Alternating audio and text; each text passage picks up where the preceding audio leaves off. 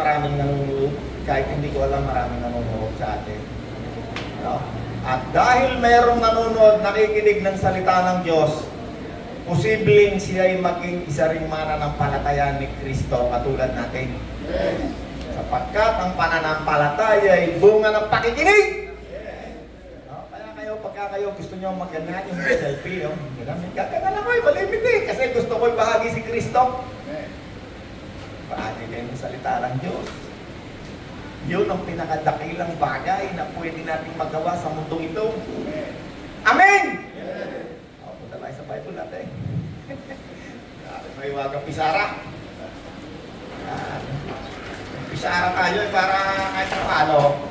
Mayroon tayong, may konti tayong natututunan ng maganda. Yung pinag-aralan natin ng Maral Linggo, no? Hindi natin yung haharangin ganyan eh. Old Testament, New Testament. Tayo, lagi nyo tatandaan na nandito tayo sa New Testament. Sabi ni Apostol Pablo, tayo'y katulad ng isang gusali na itinayo ng mga apostol. No? Sa New Testament, apostol, no? Kung minsan tinatawag din silang mga sugo ni Kristo. Sa Old Testament naman, ang tawag diyan mga propeta. Yan, si propeta Moses, puro propeta. Sino kilala ng propeta na naipatid? Napakadami. Si Jeremias. Si Jeremias, nung nakaraang linggo, balik lang konting tayong aral, no?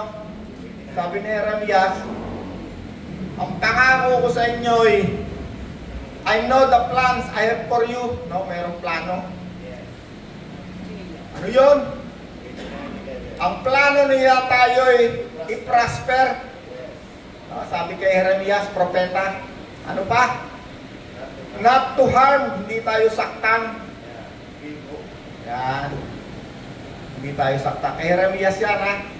Pagpunta tayo sa New Testament, dito naman, si Jesus naman nagsasabi. Yan, dito nagsasabi sa Old Testament, mga propeta, hindi naman bumaba si Jesus. Sa New Testament, andyan na ang Panginoon si Jesus. Yan ang kanyang mga apostol, tagasunod, mga alagad. Ano sabi ni Jesus? Naparito ko upang tayong mga sumampalataya kay Kristo. Sino nagsasabi? Si Jesus. Anong gagawin ni Jesus? Bibigyan niya tayo ng buhay na masagana. Masagana, sabi ni Jesus. Ano pa? Masaya, ganap. Binigay na ba yan ni Kristo? Ginanap na? Ginanap na. Dito sa New Testament, okay lang naman kung gustuin mo, kung kanyahin mo yan, okay rin yan. Ano sabi? Ang plano ng Diyos para sa Israel. Yan. Pag dyan sa Old Testament, karamihan dyan, tungkol dyan sa bansang Israel, mga taong pinili. Ang kanilang number 1 na propeta, si Moses. Siya ang nagbigay ng kautusan sa kanila. So, saan mo gusto? Dito sa plano pa lang? Kasi ang plano ng Diyos sa Israel, hanggang ngayon, di pa natutupad eh. Yung templo nga, sira pa ngayon eh. Di pa na itatayo. Yung itinayo ni Solomon. Okay? So, yan yung huli natin pinag-aralan. Okay, punta na kayo tayo sa Bible. Pero pa tayo isa eh.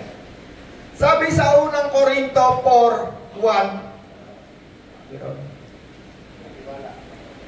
dapat ninyong kilalanin na kami ay lingkod ng Diyos. Sino nagsasalita dyan? Si Apostol Pablo.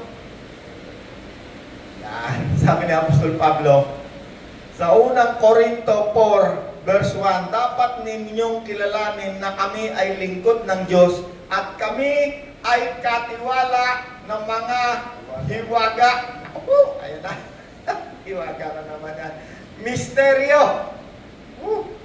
Napakalalim niyan. Napakalumalim.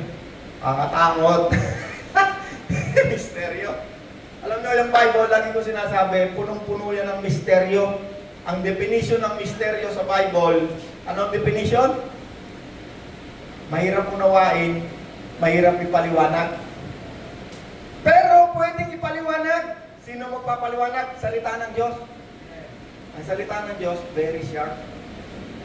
ito'y nakakapasok, nakakapaghiwalay sa kasukasuan, sa buto, sa espiritu at kaluluwa. Kaya nga alam natin meron tayong kaluluwa. Kasi sa science, walang paliwanag ang kaluluwa, hindi nila nire-recognize siya, pati espiritu.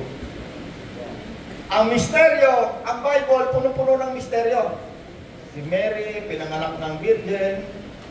Si Jesus, namatay, 3 araw, muling nabuhay. Umakyat sa langit, lumakad sa tubig, sinasaway ang bagyo. Ang patay, binubuhay. Hindi may papaliwanag ng siyensya. Walang paliwanag yon. Kaya misteryo. Para sa daigdig, no, pag sinabi ng salitang makamundo na misteryo, ang kanilang pakahulugan dyan ay puzzle. O kaya naman ay sa pelikula, yung misteryo ng pagpatay kay Rodrigo. No, ibig sabihin ay nailihim. Yung naitago, yung pangyayari. Ang misteryo sa Isla Puting Bato. No, ibig sabihin ay walang nakakalam anong nangyayaring illegal doon sa isang lugar na yon. Pero sa Bible, ang misteryo na papaliwanag, karanay Pachi, no? Ang misteryo, ipinapaliwanag ng salita ng Diyos. No? Kaya sabi sa Bible, huwag kayong lalampas sa nasusulat. Lalampasan nyo na yun. Sabi sa Bible, huwag kayong lalampas sa nasusulat. Sabi sa ibang version, ibang version ng aking yan.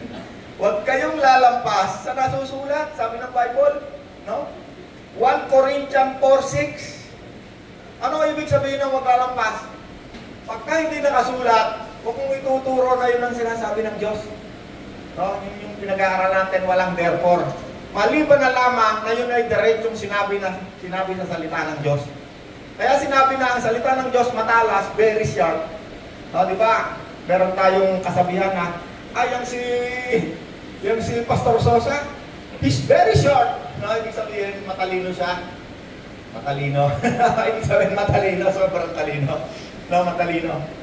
Yun ang pakahulugan sa sinabi mo, oy, matalas to si saan yung pulis na kaibigan natin. No, kung bumarili talaga namang bullseye ng bullseye. Matalas gumamit ng yan. Ang barnigan, ibig sabihin, magaling.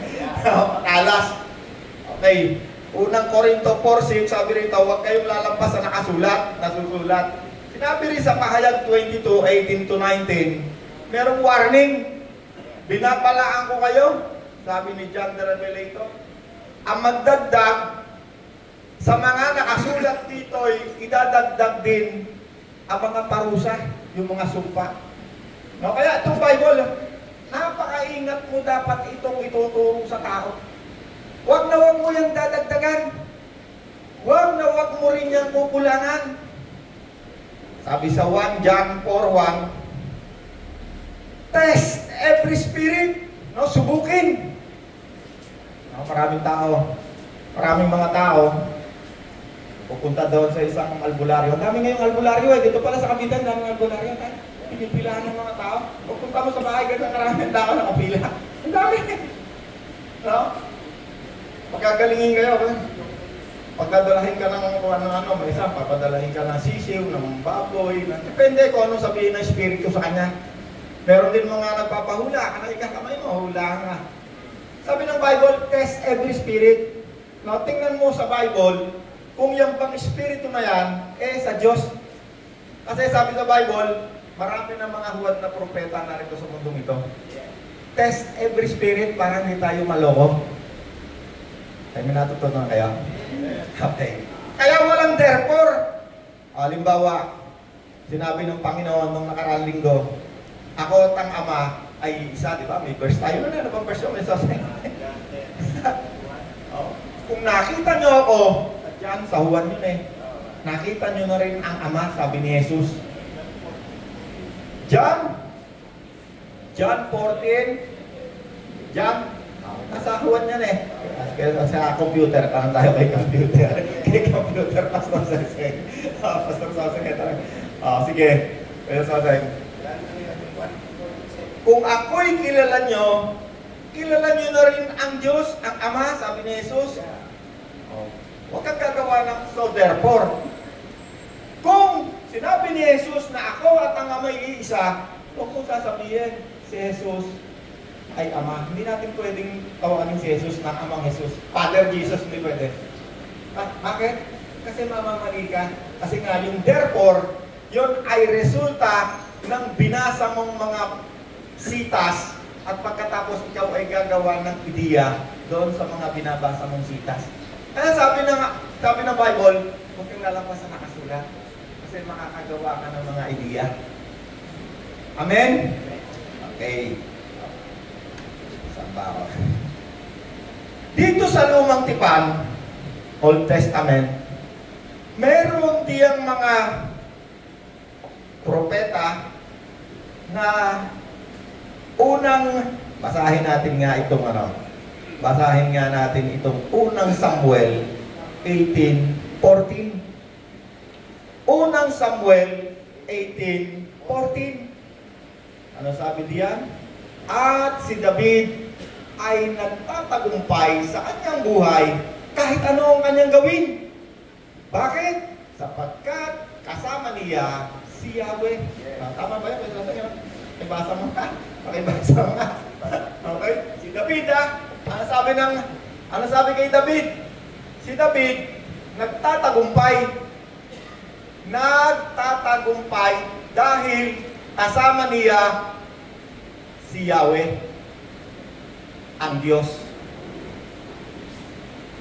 Okay? Dito naman sa New Testament, ano naman dito? Basahin naman natin ang Bible natin, ha? Kasi si David, sabi kay David, si David, kahit anong gawin, nagtatagumpay. Sino gusto sa inyo ng tagumpay? Dahil kasama niya si Yahweh. Kadami diyang nagtatalo-talo eh. Iba-iba ang pangalan dyan eh. Sabi ni Nanay Pati, ang pangalan ng Diyos, si El Elyon, si Yahweh El Shaddai, si Jehovah Jireh, sino pa? Maraming pangalan na nilalagay doon sa New Testament eh. Dito sa New Testament, meron lamang isang pangalan na itinuturo sa atin na sobrang makapangyarihan. Huwag na tayo makipagtalo dyan sa New Testament. Jehovah Jireh, El Elyon, El Shaddai, ano-ano. Meron lamang isang pangalan na ibinigay sa atin na napakakapangyarihan na dapat alam natin.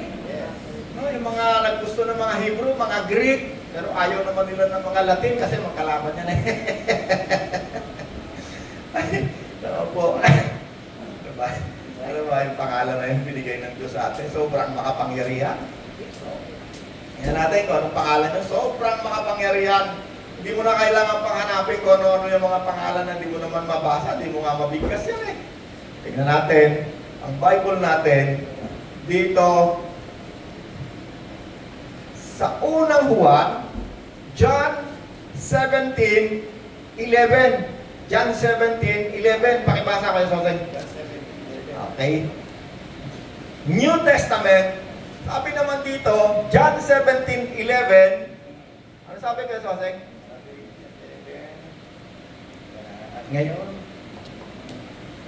At ngayon, ay pupunta na ako sa iyo. No, tinutukoy. Si Kristo ang nagsasalita rito, ha? Ang nagtuturo sa atin, si Kristo, ha? Napansin nyo, ang Panginoon, si Kristo, hindi siya nagtuturo ng maraming bagay tungkol sa New Testament. Pansin nyo yun? Okay, tingnan natin. At ngayon, sabi ni Kristo, ako ay pupunta na sa iyo. Iniiwan ko na sila sa sanlibutan ito. Ngunit sila ay nasa sanlibutan pa. Amang Banal, Holy Father, ingatan mo po sila sa kapangyarihan ng iyong pangalan. Ayan, may pangalan na binabanggit ang Panginoon, ha? Ang pangalan na ibinigay mo sa akin. Ay, ano bang binigay ng Diyos na pangalan kay Jesus? Yes. Diba, Jesus? Yeah. Diba, Jesus? Diba, Jesus? Okay. Jesus. Ang tagapagligtas. Ang Panginoon. Yan ang dapat nating alamin. No? Huwag natin masyadong hukayin yung mga pinagtatalo-talunan ng mga Parisayo, mga Sadduceo. Si Ed Lapis na Solves, gumamit ng LL yun. Kinarote siya. Kinarote. Wala tayo makipagtanong kasi hindi naman importante para sa atin. Although, basahin din natin. Tagalog lang, okay na kung na tayo pupunta pa sa Hebrew. English nga lang. Hindi na natin matali eh. Tagalog lang. Kasi ang Diyos, ang Bible, yan eh, kinasihan ng Diyos. Yeah. No, may mga reliyon, meron pa yung mga salin na gustong basahin, ayaw niya yung iba kasi natasagasaan minsan yung kanila.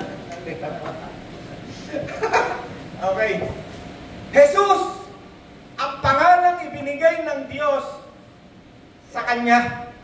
Yan ang napakamakapangyarihang pangalan. Okay, meron pa isa, Gawa 4:12. Okay, pakibasa mo. No? Para alam natin, sino ang tatawagin natin. Kasi si David ay napaka-successful na tao. Hindi naman siguro kasi, hindi kasing successful ko. Ako'y successful pero maliit lang ako, maliit. Bubuwit lang ako kumpara mo kay David. Hindi nga ako dapat ikumpara doon. Pero pinagpala dahil kasama ko si Jesus. Si Kristo. Amen! Sino sa inyo tumanggap kay Kristo? Taas ang kamay. Taas ang kamay nang tumanggap kay Kristo. Alright. Tingnan mo mga tao na yan. Tumanggap kay Kristo. Sigurado kayo ha? Pag tinanggap mo si Kristo, basahin mo natin kayo. Sa Kanya lamang matatagpuan ang kaligtasan. Kay Jesus lamang matatagpuan ng kaligtasan. Sapagkat walang ibang pangalan. Anong verse ka kayo, Sosay?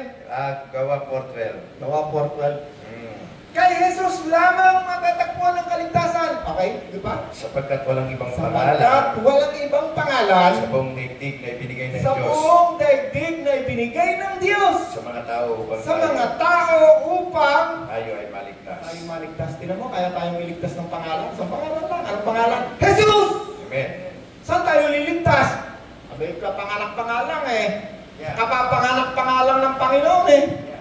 No? Nung siya naglalakad, sabi ni John the Revelator, tingnan ninyo, ang kordero ng Diyos na magliligtas. Saan? Sa ating mga kasalanan. Tingnan nyo yung ating example ng nakarang linggo, no? Ano sabi ni Jesus dito sa pangako niya? Bibigyan tayo ng buhay na masagana. Ganap. John 3:16, na parito ako, sabi ni Jesus, upang ikaw na sasampalataya, magkakaroon ka ng buhay na walang hanggan. Ano pang pangako? Buhay na walang hanggan. Tignan mo, napakatindi ng pangako ni Jesus, John 3:16, buhay na walang hanggan. Ayun bang kay Jeremiah sa Lumang Tipan, meron ba ng buhay na walang hanggan? Wala. Ngayon, sinong gusto mo yung pangako sa Lumang Tipan o pangako ni Kristo sa Bagong Tipan? Abay, Bagong Tipan? Bakit? Meron ng masaganang buhay. Ginawa na. Tapos na. Pupulutin mo na lang at lalakaran mo. Meron pang bonus. Buhay na walang hanggan. Amen? Pagbasahin mo yung mga Lumang Tipan na yan, makikita mo yung mga tao dyan. Si David nga eh. No? Halos lahat ng tao dyan, gumagawa ng kasalanan. Ganon din naman tayo. Gumagawa rin tayo ng kasalanan, pero ang kaibahan natin sa Bagong Tipan, ang kasalanan natin ay merong nagbayad. Sino? Si Jesus. Siya ang tagapagligtas. Binayaran. Dito sa Lumang Tipan, hindi ko alam, wala naman akong karapatan na humataw, hindi ko alam kung saan sila naroon. Pero may mga tao diyan na pinagpahayagan ang pagdating ni Kristo. Marami. Kasi ang pagdating ni Kristo, yan ay inihula. Pero dito sa panahon natin ngayon, yan ay ipinapangaral. Nung panahon doon sa Lumang Tipan, puro hula na yan. At konti-konti lang ang nagsasalita niya. Ngayon, yung Lumang Tipan, ano sabi ni Kristo? Ako ang kaganapan ng Lumang Tipan. Siya yung dulo. Siya yung huling alay na inialay doon sa templo na ginawa ni Solomon. Yung templo na yon, papunta tayo sa red tayo, no? Wala na yung templo. Yung templo na yon, ang nakatayo ngayon, moske. Ngayon may gera doon. Hindi natatapos ang gera doon. Hindi nawawala ang gera doon at yan ay palala pa ng palala hanggang hindi dumadating si Kristo na ating pinag-uusapan. Amen! Alright. Dito sa lumang tipan, marami rin ditong hiwaga.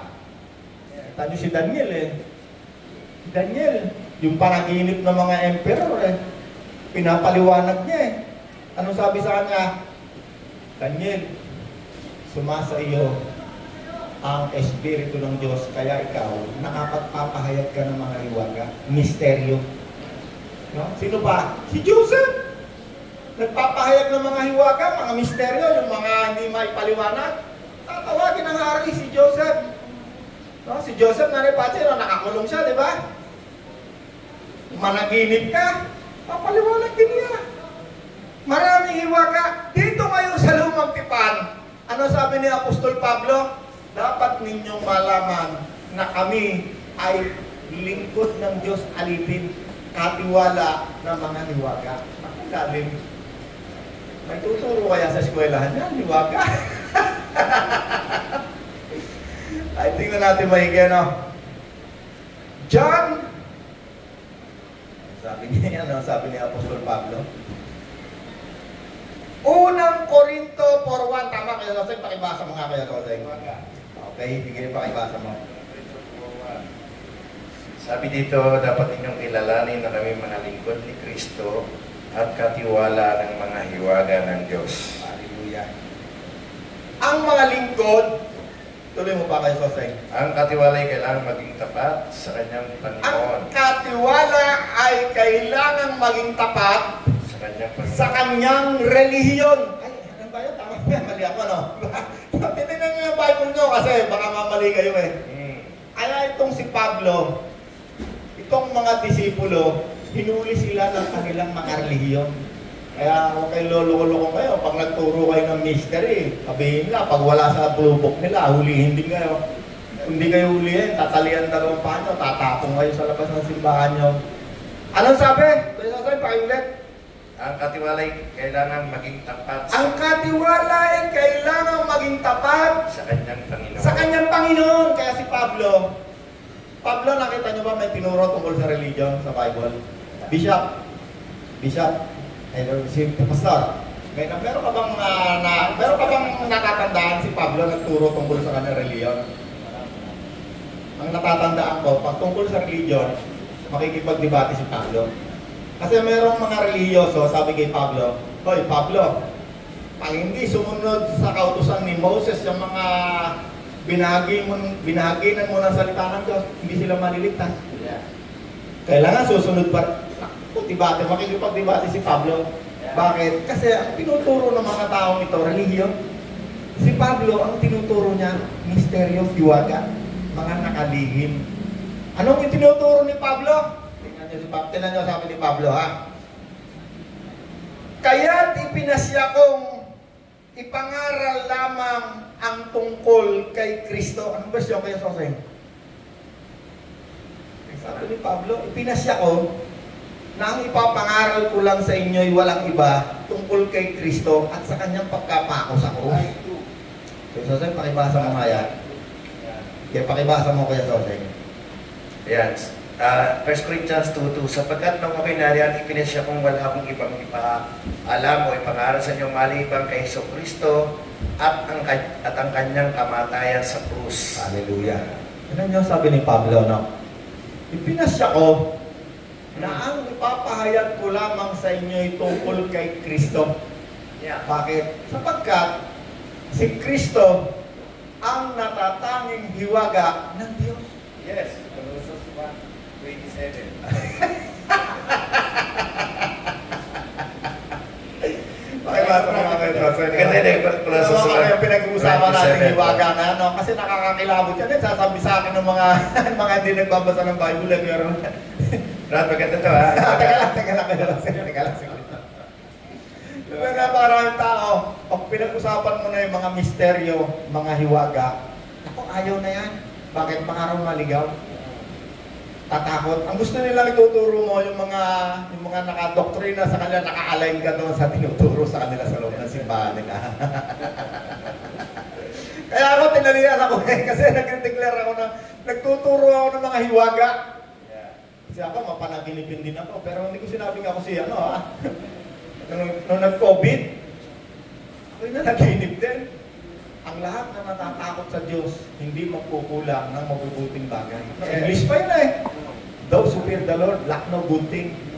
Parang sinihan, nakaganon. Hanap ko.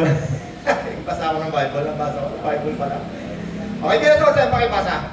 Iloob ng Diyos na ihayag sa kanila kung gaano kadakila ang kapangahapanghang hiwagang ito. Niloob ng Diyos na ihayag sa kanila ang kamanghamanghang hiwagang ito para sa mga hentil. Para sa mga Hudyo, mga hentil, tayo. Na walang iba kundi si Kristo na nasa inyo. Kundi si Kristo na nasa sa inyo. Siya ang ating pag-asa. Siya ang ating pag-asa. Amen. Na tayo makakabahagi sa kaluwalhatian ng Diyos. Na tayo'y makakabahagi sa kaluwalhatian ng Diyos. Okay, ano sabi daw sa Lumang Tipan? Si David, kahit anong gawin, nagtatagumpay. Ano naman tayong mga hentil? Hindi ba tayo magtatagumpay dahil hindi natin kasama si Yahweh? Yung mga salitang Yahweh, sa Old Testament yan tayo, nireveal na yung pangalan. Jesus! Ang hiwaga ng pangalan ito, ano sabi kay Jesus? Ang hiwaga ng Diyos na nasa sa inyo, na si Kristo. Yes. Okay, sino sa inyo tumanggap kay Kristo? Taas ang kamay!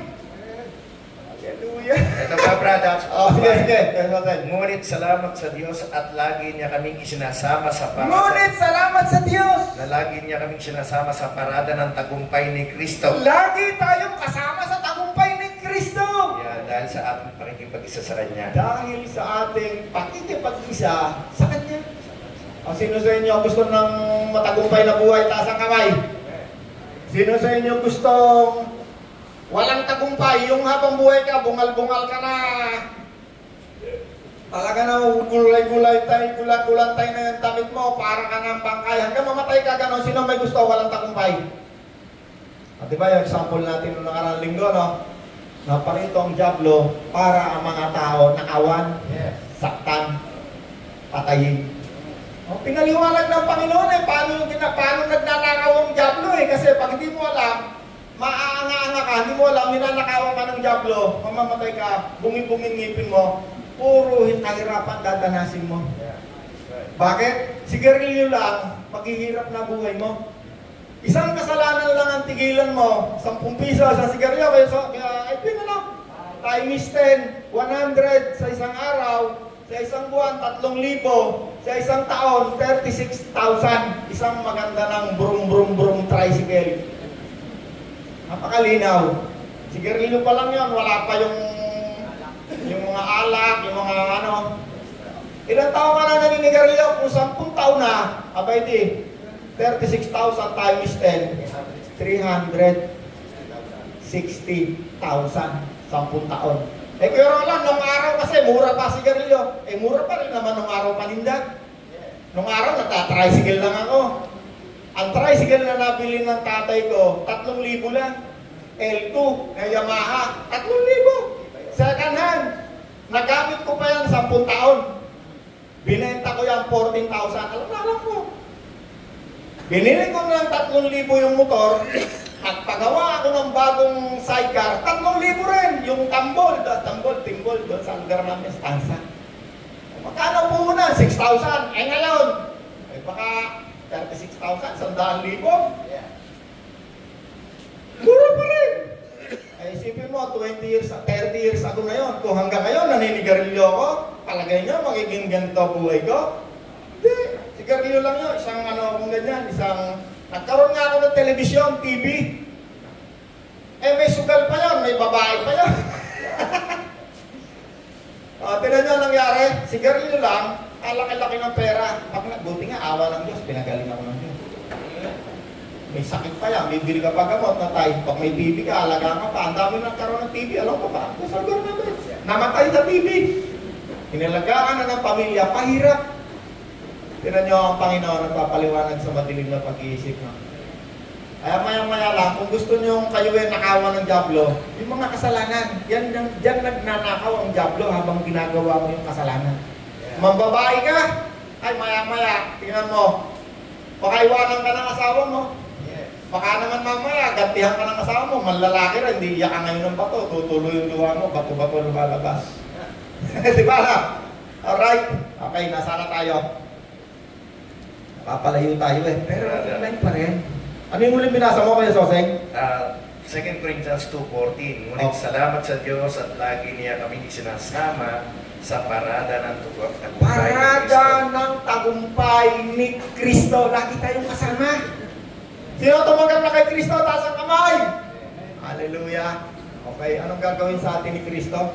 Gagawin tayong mabuting asawa, mabuting kapitbahay, mabuting kaibigan.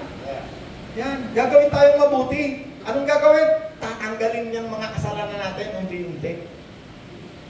At pag ikaw ay nagkaroon ng pero wala lang ba yung tinuturo mo? Tinuturo mo ko kayo paano sumagana buhay. Paano mulad? Katulad ko. Kasi kaya ako nagtuturo ng salita ng Diyos. Gusto ko umulad tayo lahat, maging masaya. Kasi yun ang utos ni Kristo, ibahagi mo ang mabuting balita sa mga tao. Kasi gusto ng Diyos ang mga tao maging masaya. Eh pag ikaw may sakit, masaya ka ba? Hindi naman. Kahit marami kang pera, kahit ang dami mong pera, pag may sakit ka, bumili ka ng pagkain, hindi mo malalasahan na tayo. Kundi si tatay, magaling na tayo, no? Kakalasa ka pa ng pagkain, masarap pa, no? 80 ka na ba tayo? Ilan taon na tayo? 78? Oh, puti, malakas pa, no tayo? Masarap pa yung lasa ng pagkain, ano? Hallelujah! Woo! Efeso ay gawa 10:44. Ako nababasa, Kuya Soseng. Para makita natin na ang Diyos kasama natin. Si Kristo kasama natin. Ang Diyos na lumalang ng langit at lupa kasama natin ngayon. Ano sabi sa gawa 10:44? Nagsasalita pa si Pedro nang bumaba ang Espiritu Santo sa mga nakikinig ng mabuting balita. Yes. No? Tama ba yun? Yeah. Siyempre naman, nangaral si Pedro eh. Pinatawag siya eh. Yes. Nangaral tungkol kay Kristo. Nagsasalita pa si Pedro nang bumaba ang Espiritu Santo sa mga nakikinig. Yes. Na ang mga mananampalatayang Israelita, mga Hudyo, na kasama ni Pedro sapagkat ang Espiritu Santo ay ipinagkaloob na din sa mga Hentil. Sabi niyo, ano? Dati kasi, doon sa unang-unang sa Acts, yung mga Hudyo, sabi ni Kristo, huwag kayong kakalis sa Jerusalem hanggang hindi nyo nasasaksihan, nasisigurado na ang Espiritu Santo ay nasa sa inyo. E di siyempre, hindi naman lahat na nakasulat sa Bible eh. Yan eh, para sa lahat ng tao eh. Yung kautusan ni Moses, hindi yan sa mga tao nakapaligid sa Israel. Kasi ang unang-unang utos dyan sa kautusan ni Moses, yung mga lalaki, tutuliin mo yan. Eh paano yung mga nasa paligid ron, hindi naman nagpapatuloy yun, ang tawag nila ron, mga hindi tuli. No, sa ngayon, mga Muslim nandyan, paligid ng Israel. Kaya galit na galit yan sa Israel. No, yung mga gera sa buong mundo, lagi dyan ang uwi niyan. Kaaway-away yan, gera ng gera yan. Kasi ang pinag-aawayan niyan, nakaugat sa relihiyon. Pero wala, ano ba yung tinuturo mo? Okay. Efeso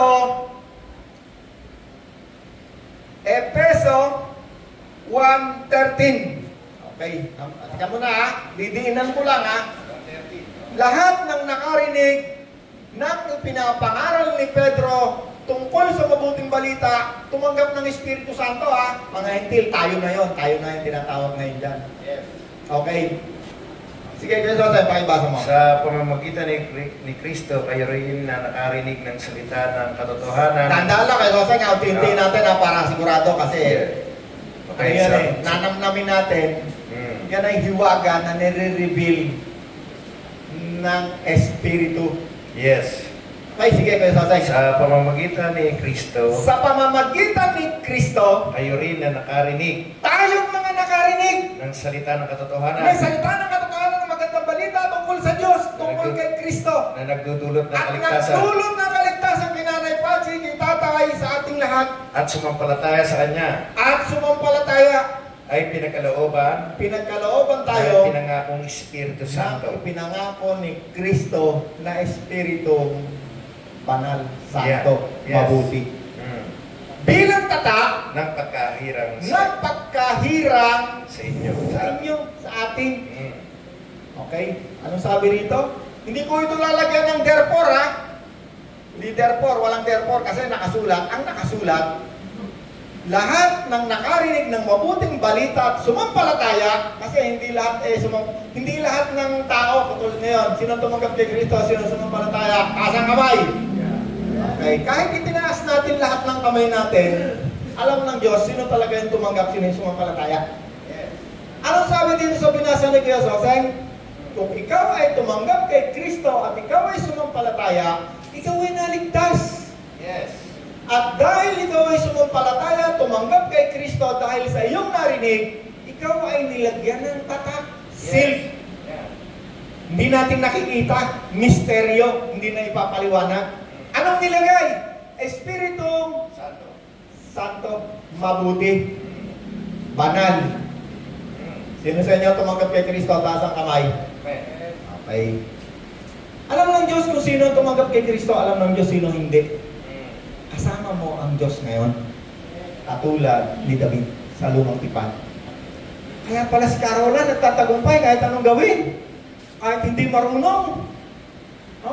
Sabi ng isang milyonaryo, Carolan, sino ang kontak mo dyan? Sino? Kasi, yung mga taong hindi ko kilala, ako pinakontak. Bakit? Sapagkat kasama ko ang Diyos. Amen! Ano si Kristo? Sabi ni John Revelator, tingnan nyo ang kordero ng Diyos. Siya'y mag-aalis ng ating mga kasalanan. Kaya nung isang araw, si Totoy pumunta sa akin. Nung araw pa ba ya? Bangag. Totoy, bangag. Totoy, no? Tanda-tanda ako. Tagal na. 20 years ago na. Pero sabog. Eh kung sabog pa yan hanggang ngayon, baka mamamatay si Totoy bungal-bungal. Hindi maibibili ng panty asawa niya. Bakit? Nanakawan ng diablo yan. Pag may pera, bibili yan ng sabog, marijuana. Binawanawa kayo? Sino sa inyo gusto maghirap ang buhay? Taas ang kamay. At tinuturo ko sa inyo paano maghirap para malaman nyo paano naman sumagana.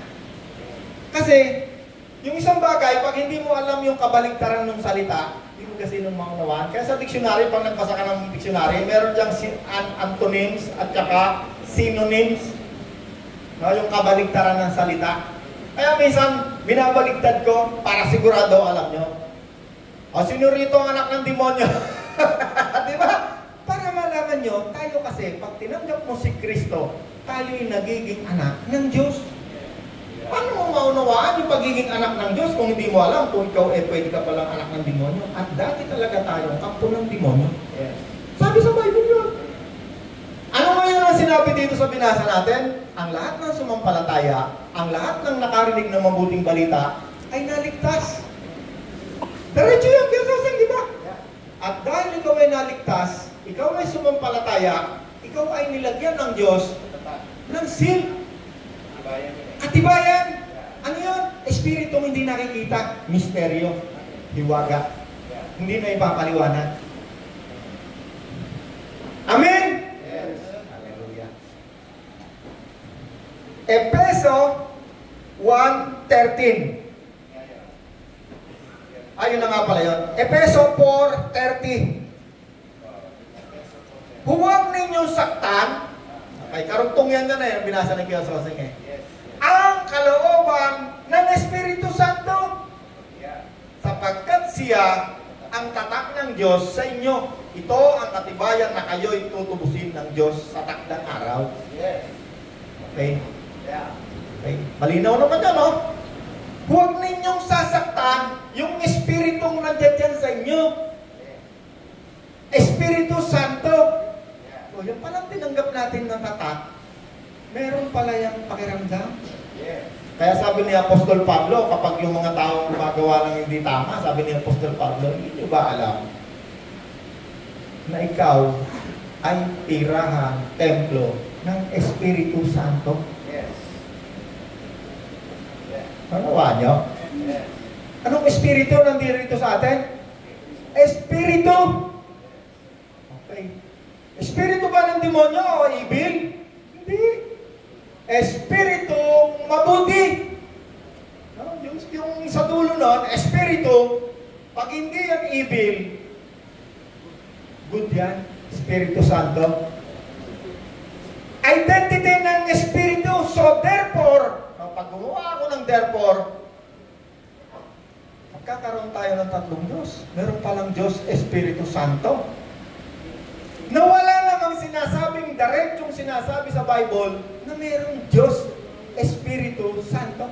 Espiritu Santo, kasi pag nilagyan mo yan ng therefore, so therefore, magkakaroon ka dyan ng pangatlong ideya ng Diyos. Dahil lamang doon sa huwag niyong sasaktan ang kalooban niya sapagkat siya ang tatak ng Diyos sa inyo. So, yan, maraming gagawa dyan ng therefore, makakagawa ng ideya yan. So, therefore, meron kang ikatlong Diyos. Meron pa nga ika-apat na Diyos eh. Nung naglili si Blessed Virgin Mary at ang Espiritu Santo ay nasa sa kanya. No, kaya merong ika-apat na Diyos. Si Mary, Diyos daw. Kasi may mga sitas silang nasabi. May mga nabasa silang sitas na ang Espiritu raw ng Diyos ay puspos si Mary. Totoo naman. Kaya nga ang tawag sa nanay ng Panginoon, Blessed Virgin. Si Virgin Mary. Pero hindi siya sa Diyos. Walang sinasabi sa Bible na siya Diyos. Pag hindi sinasabi sa Bible, huwag mong ituturo. Kung hindi, ang ituturo mo ay relihiyon. Sabi ni Pablo, kami katiwala ng hiwaga. Kasi misteryo ang pagka-Diyos ni Kristo. Okay, merong diretsong sinalita na tayo'y nasa tunay na Diyos. Sino? Si Jesus! So pwede natin sabihin, si Jesus ay tunay na Diyos. Bakit? Diretso sinabi, si Jesus ay tunay na Diyos. Hallelujah! Pag hindi sinabi sa Bible, sabi ng Bible, huwag kang lalabasan ng sulat. Huwag kang gagawa ng therefore ideya. Makakagawa ka ng iba-ibang ideya. Kasi yung mga philosopher, yan magagaling yan. Ibigyan ng libro yan, babasahin yan. May conclusion yan, sa dulo. Gumagawa sila ng therefore. Ano ibig sabihin ng therefore? Is the result.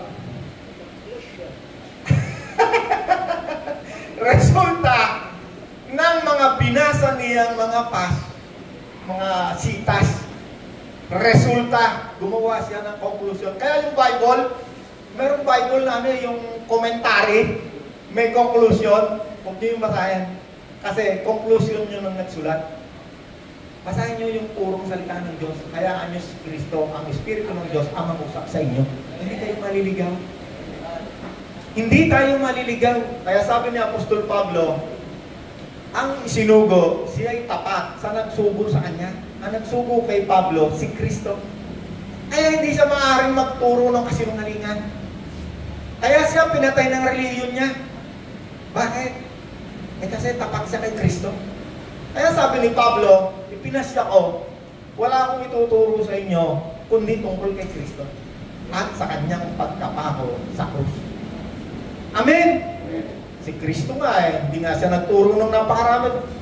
Pag nag-quote ang Panginoon tungkol sa Old Testament, mababaw lang eh. Sabi ng Panginoon, sa dinami-dami ng may ketong sa Israel, doon pa pinapunta sa Serepta. No, nakasulat sa Old Testament yun eh. Sinaaman. Ang Panginoon, pag yan ay nag-quote doon sa Old Testament, napakadalang.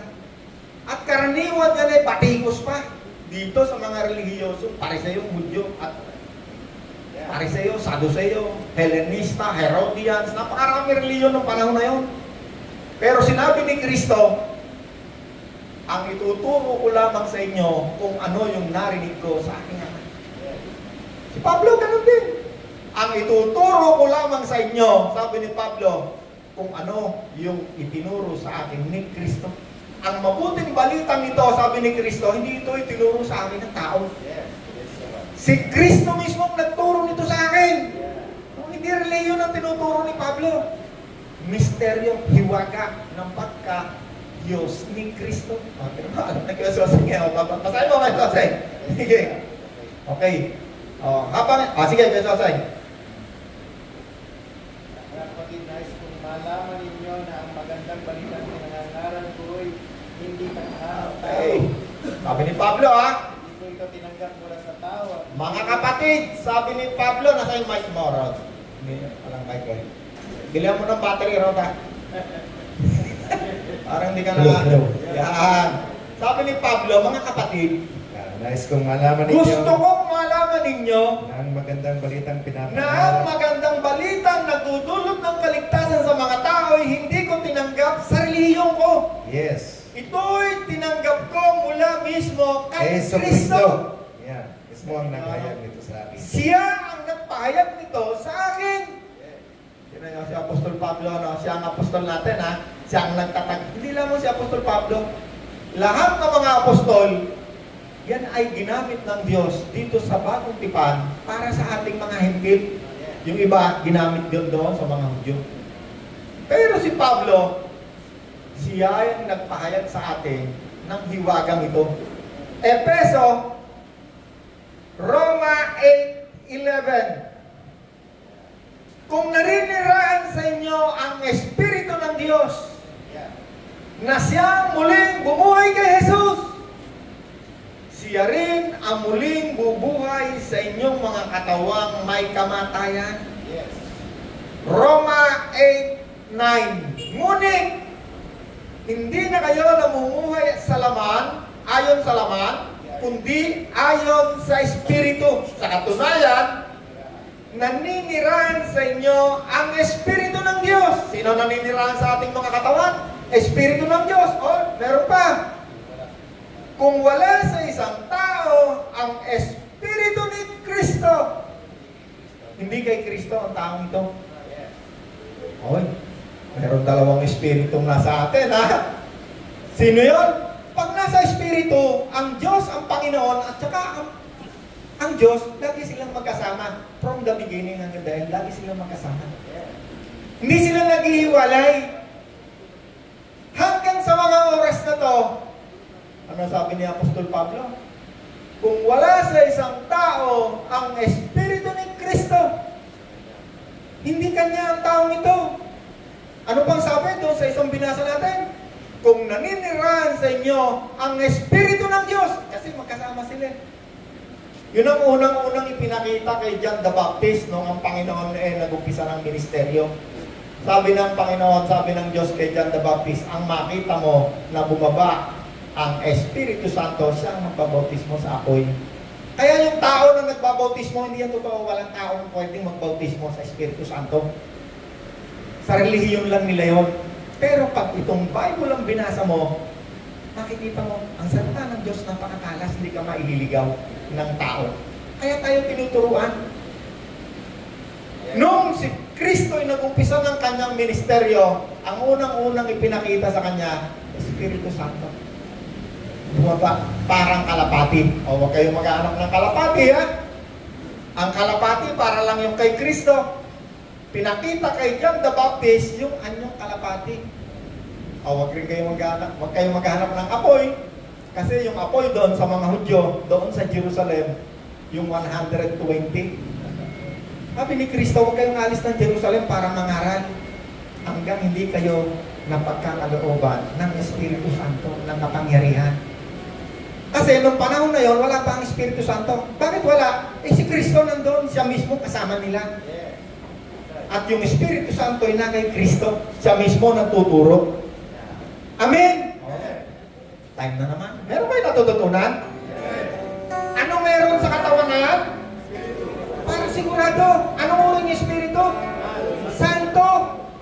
Kaninong Espiritu? Espiritu ng Diyos. Kanino pa? Espiritu ni Kristo. Yan ang kasama nyo. Yan ang magdadala sa iyo ng tagumpay at mag-aalis ng iyong mga kasalanan. Hallelujah. May natutunan tayo. Teka, para meron tayo sa salala. Para mapuputol tayo next week. Iba naman tayo eh.